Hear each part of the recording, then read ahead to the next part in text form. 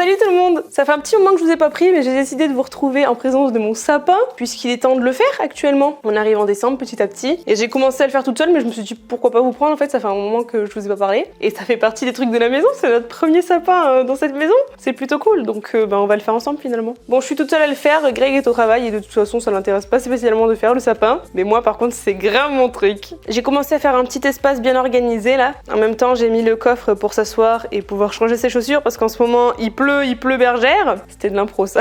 Mais bref, oui, en ce moment il pleut à foison depuis des semaines, tout le temps ça n'arrête pas, et chez nous c'est une gadoue sans nom, ce qui fait qu'on est un peu bloqué dehors, on peut rien faire, on a mis des graviers et tout ça dimanche parce qu'on n'arrivait pas à sortir, vraiment on patauge à chaque fois. Vu que c'est de la terre argileuse, ça accroche encore plus aux roues et à tout en fait, ça accroche aux chaussures, ça accroche à tout ce que ça peut s'accrocher. C'est assez chiant, donc on a mis du gravier au moins sur l'allée pour pouvoir partir correctement, parce que ça devenait impossible. Puis ça dégueulasse les voitures, ça dégueulasse tout, le sol, je l'ai lavé au moins 4 fois depuis, enfin bref, c'est une cata. Où je voulais en venir à la base? Donc oui, à la base, il y avait une espèce de géante malle qui allait dans le coffre de mon copain. Du coup, dimanche, on a fini par le virer après avoir mis les graviers, parce que je voulais faire le sapin à cet endroit-là. Et bon, entre nous, je sais pas trop où j'aurais pu le faire d'autre actuellement. Et donc, vu que niveau largeur, ça aurait été short si je mettais le coffre plus le sapin, je me suis servi de ma petite table. Ça faisait longtemps que je savais pas où la mettre, et du coup, bah là, j'y ai trouvé une utilité. C'est cette table-là que j'ai depuis un moment, que je peux lever, que je peux pivoter, qui était bien pratique à l'appartement, mais en ce moment, je l'utilise plus des masses en fait. Donc là, elle va retrouver une utilité, et j'ai mis par-dessus un petit plaid à l'envers pour qu'il n'y ait pas de motif, et au moins ça cache, c'est un peu plus joli. Et donc j'ai commencé à monter le sapin. Là, j'ai fait déjà le dernier étage. Je suis en train d'arranger les branches de celui-là, mais je vais le remettre au-dessus. Et puis on va le décorer quoi. Bon là, j'ai reçu un colis qu'il faut que j'enlève, mais sur le moment, je l'ai posé là en fait, vu que je me suis essuyé les pieds tout de suite après. Et au moins, comme le sapin sera surélevé à cet endroit-là, bah du coup, on aura de la place pour venir fermer le volet. Et là, ça n'empêche pas d'allumer, d'éteindre les lumières, et même la prise qu'il y a là, si on en a besoin, on peut l'utiliser. Sur ce, faut que je me souvienne où j'ai mis mon trépied pour vous mettre dessus. Et puis on va faire tout ça en accéléré, je pense.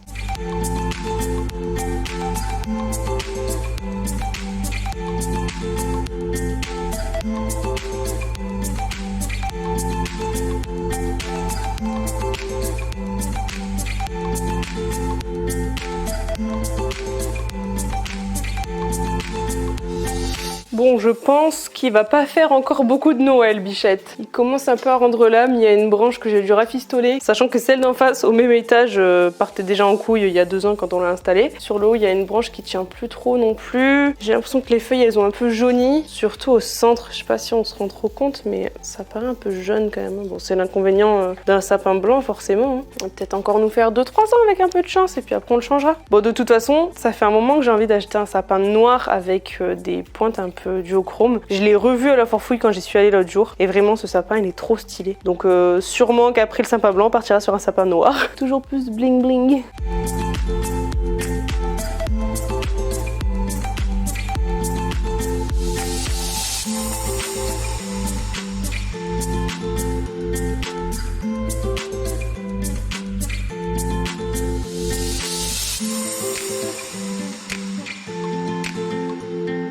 Et voilà, le petit sapin est terminé. Je trouve qu'il rend vraiment très bien. J'aurais peut-être rajouté 1 ou 2 couleurs supplémentaires, des petites touches par-ci par-là, mais ça fera bien l'affaire. Par contre, je vais changer l'éclairage de cette guirlande. Voilà, allumé classique, ça fera l'affaire. Bon, il y a des endroits où il y a plus de lumière que d'autres, notamment là, il y a un petit trou, mais bon, il est très bien comme ça. Bon, le pied fait toujours un peu pitié, hein, mais là, dans l'immédiat, j'ai rien pour le cacher. Ah bah si! Je dis que j'ai rien, mais il me reste 2 guirlandes que j'ai pas mises. D'ailleurs, celle-ci, je la mettais avant, mais c'est vrai que ça fait un peu ton sur ton. J'ai mise déjà la holographique magnifique qui est un peu transparente là. Elle rajoute vachement un petit truc, surtout quand c'est éteint je trouve. Mais ces deux-là, je vais les mettre autour. Il me reste juste 2 boules aussi. Je m'en suis pas trop mal sortie, et ce truc-là, j'aimerais bien le mettre, mais je sais pas où dans la maison. Peut-être sur la porte d'entrée, mais je sais pas comment accrocher sur un truc en métal sans l'abîmer. Voilà, en vrac. Ça fera l'affaire. Je peux peut-être même rajouter des petites boules ici. Voilà, au moins toutes les décorations sont placées, c'est magnifique ça. Et voilà, j'ai trouvé où et comment le mettre. Enfin, c'était déjà là que je voulais le mettre, mais je savais pas comment m'y prendre. Et en fait, bah, je me suis dit, vu que c'est une porte en métal, un aimant. Alors j'avais pas d'aimant jusqu'à ce que mon chéri casse l'aimant Barcelone que j'avais sur le frigo. Il a un petit peu secoué le frigo, il était énervé, du coup l'aimant a fait boum. Mais n'empêche que, vous voyez, me sert à quelque chose en attendant de le recoller ou pas d'ailleurs. Mais il faudrait que j'achète des aimants à l'occasion parce que c'est vrai que ça peut être utile en fait. Bon, et aussi, je voulais profiter du fait qu'il commence vraiment à faire nuit pour voir ce que donne le sapin avec les lumières éteintes. Ouais, ça rend bien. Bon, ça manque un petit peu de lumière comme je disais, mais encore ça va. Je vais peut-être essayer de déplacer un chouïa, mais sinon, c'est cool. Je sais pas si ça rend bien en vidéo, mais en tout cas, c'est très joli. Bon bref, c'est une bonne chose de faite. Salut, ça fait un bail hein. Si vous vous souvenez, j'avais dû vous parler d'une histoire avec le roi Merlin dont j'attendais les nouvelles par rapport aux charnières pour mettre la porte sur mon meuble d'angle. Il y a maintenant un mois qui est passé et je n'ai jamais eu de nouvelles. Ni par téléphone, ni par mail, ni même par SMS, je sais qu'ils font ça des fois. Donc j'ai finalement décidé de trouver mes propres charnières sur internet. C'était pas le plus évident honnêtement, mais j'ai fini par trouver quelque chose qui a l'air de convenir sur Amazon et surtout à un prix raisonnable parce que j'en ai vu aussi à des prix assez exorbitants et c'était hors de question si vous voulez. Donc en termes de charnière, on est sur une forme assez particulière forcément. Et bon, j'avais pas fait attention sur l'annonce, mais il y a le frein de porte. Alors je vous ai dit, c'est quelque chose qui m'agace un petit peu.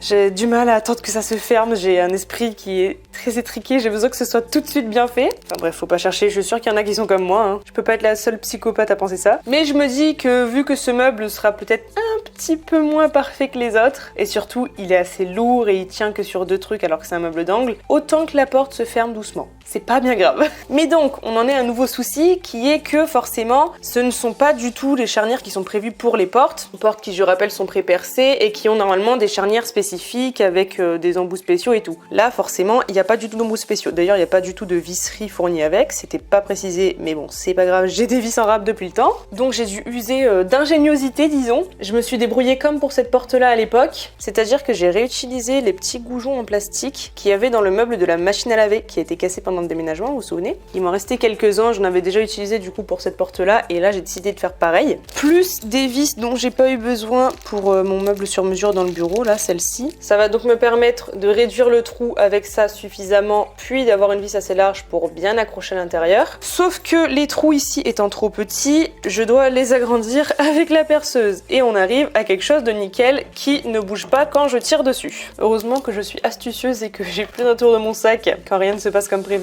Il va falloir que je refasse les trous aussi dans le meuble parce que forcément ça ne correspond pas aux charnières de base et en plus les charnières Leroy Merlin ont des vis hyper larges et j'ai pas du tout de vis aussi larges au même diamètre pour reprendre les trous que j'ai fait. Donc je vais prendre des vis plus fines qui sont auto-perçantes là, vous savez, qui sont pointues. Comme ça rentrera bien dedans. Il faut que j'en prenne quand même des assez larges, mais je pense que celles que j'avais pour fixer les trucs du four ça devrait être pas mal. Il m'en reste 4 aussi, donc juste assez pour ça. Décidément tout tombe pile poil et du coup au lieu de s'ouvrir comme ça, elle va s'ouvrir comme ça, mais au final je me dis que c'est mieux parce que comme j'ai celle-ci aussi qui va s'ouvrir comme ça va faire une sorte de symétrie, parallélisme. Je sais pas trop, mais visuellement, je pense que ça va me satisfaire. Donc c'est ce qui compte. Bon, je vous pose sur l'escabeau pour faire ça. Ah oui, j'ai eu la flemme d'aller chercher le marteau aussi, mais bon, ça marche très bien comme ça, donc on va se débrouiller.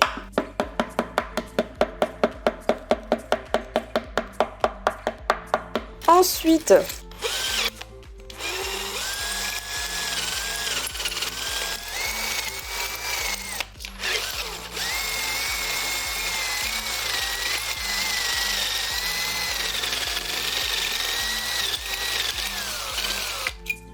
on devrait être pas mal et maintenant on va visser. Faut encore que je le visse à l'avance parce que le trou est pas spécialement large, mais ça fonctionne donc c'est ce qui compte.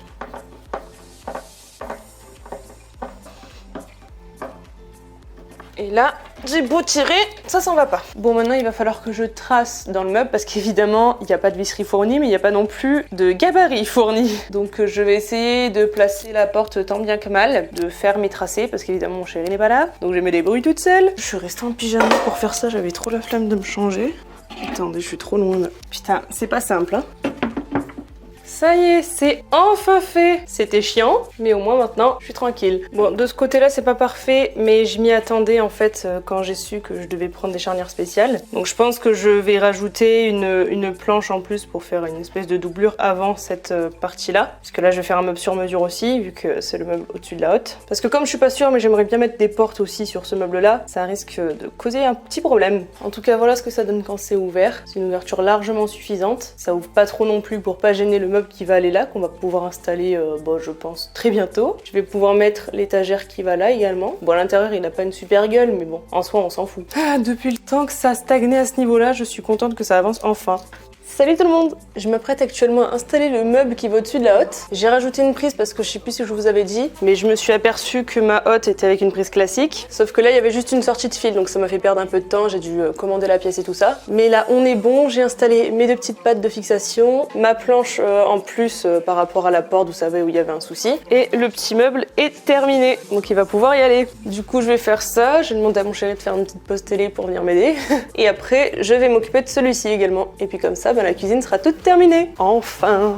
Après quelques heures de galère, les meubles sont enfin installés. C'était assez chiant, il y a plusieurs heures qui se sont écoulées. Il y a eu quelques soucis au niveau de l'installation. Ce qu'il y a, c'est qu'en fait, j'avais mis la hotte au maximum ici pour que ça tombe au maximum bien avec la plaque de cuisson. Sauf qu'en fait, j'avais pas pensé à cette porte. Cette porte, je vous jure, elle me fait chier jusqu'au bout. Et en fait, ça fermait pas. Du coup, en témoignent ces 2 petits trous, j'ai dû la décaler complètement à gauche. Et là, comme vous pouvez le voir, ça passe pile poil. Oh l'enfer. En plus lui on a dû le redresser bien comme il faut parce que il pendait un petit peu on va dire. Je les ai pas encore fixés entre eux là, il y a encore des petites choses qu'il faut que je fasse. Mais sinon ils sont réglés correctement. Là pareil du coup on a installé celui-ci. Faut que je finisse de le mettre bien parce que du coup vu que celui-là il est pas parfait, ça tombe pas parfait non plus donc je vais essayer d'ajuster au mieux. Ensuite je vais les fixer entre eux parce que c'est pareil même eux ils sont pas fixés vu que j'attendais d'avoir tout le haut de fait. Donc là je vais pouvoir tout finir, mettre les 2 portes, ajouter les poignées. Après il manquera plus que la crédence, de faire un grand nettoyage là-dessus parce que c'est le bordel. Et puis je pourrai enfin enlever les plastiques et la cuisine sera officiellement terminée. Ah oui, il faut que je mette une étagère en plus, je vais faire des trous pour ajouter une étagère. Et je vais la mettre juste en dessous de la prise, comme ça à hauteur d'yeux, on voit plus la prise. Et après je mettrai mes petites décos dedans, je vais finir de ranger le carton qui me reste de cuisine dans les meubles disponibles. Et je vais pouvoir faire les rangements finaux, on va dire. Ah oui, il y a aussi le détail en dessous du lave-vaisselle qu'il faut que je gère. Et j'ai failli oublier, mais il faut que j'installe mon nouveau micro-ondes. Trop hâte, vraiment, il est trop beau. Ça fait des années que dès qu'il est en promo, j'ai envie de l'acheter. À chaque fois, je me disais non, c'est pas le moment, on verra plus tard quand il y aura la maison et tout. Et là, ils l'ont de nouveau mis en promo et ça tombait à point nommé pour le coup. En plus, le nôtre, il commence à faire des bruits bizarres des fois. Donc il était temps qu'on le change et cette promo est arrivée pile poil au bon moment pour finir ma cuisine.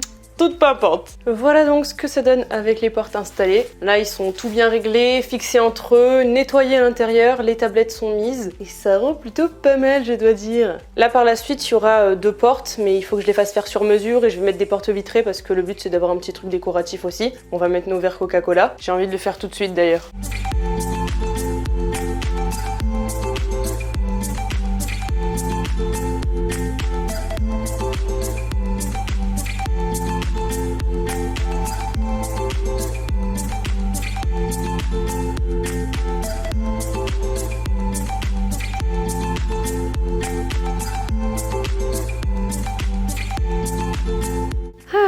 Ça a quand même plus de gueule comme ça. C'est loin d'être fini, mais pour aujourd'hui ça suffira. Toutes les poignées sont mises, la petite déco a commencé à se faire. On est sur une belle petite lancée là. Bref, moi comme je vous ai dit, je vais m'arrêter là pour aujourd'hui, j'ai encore d'autres choses à faire. Donc sur ce, je vous dis certainement à demain ou à plus tard pour la suite de cette cuisine et tout le reste. Allez, ciao ciao!